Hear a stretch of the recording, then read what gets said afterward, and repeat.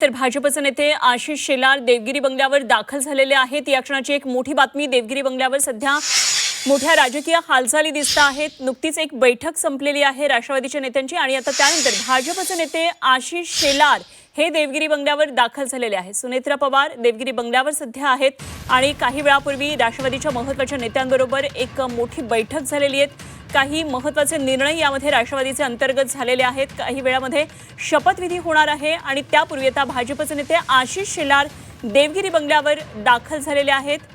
सुनेत्रा पवार यांची भेट घेण्यासाठी सध्या ते देवगिरी बंगल्यावर दाखल झालेले आहेत।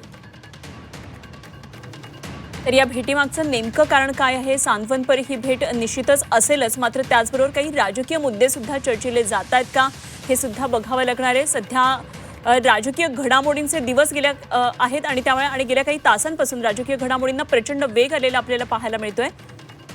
त्यात भाजपचे नेते आशिष शेलार देवगिरी बंगल्यावर आता दाखल झालेले आहेत।